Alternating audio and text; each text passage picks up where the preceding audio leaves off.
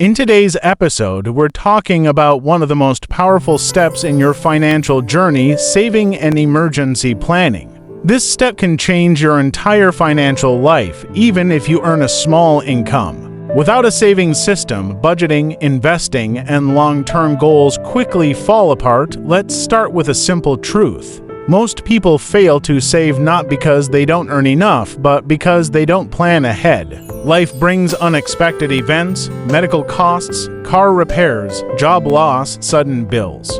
With no savings, even a small emergency becomes a huge crisis. That's why saving is not optional. It protects you from stress, panic, and unnecessary debt. The first rule of saving is to pay yourself first. Before you pay bills or buy anything, take a portion of your income and move it into savings. The amount doesn't matter at the beginning. What matters is the habit. Even a small amount saved consistently builds financial discipline and long-term security.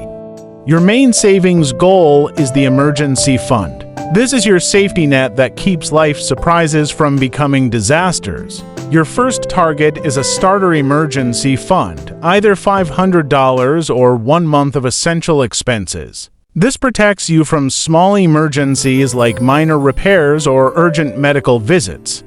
After you build your starter fund, aim for a 3-month emergency fund. This means saving enough to cover 3 months of rent, utilities, food, transportation, and medical needs. If your job is unstable or seasonal, slowly work toward a 6-month fund for extra protection. Now let's talk about where to keep this money. Your emergency fund should always be safe and easy to access. Use a high-yield savings account or a reliable digital savings account. Do not put this money in the stock market or crypto. Investments go up and down, but emergencies don't wait. This money is about safety, not growth. Next, focus on making saving easier. Automation is the best tool. Set up an automatic transfer on payday so the money moves before you can spend it. This removes emotion and excuses. Consistency is more important than saving a large amount once in a while. Small steps repeated over time create big results. Let's also mention inflation. Inflation reduces the value of money over time, which is why your emergency fund should have limits. 3 to 6 months is enough. Anything more should eventually go into investments so it can grow.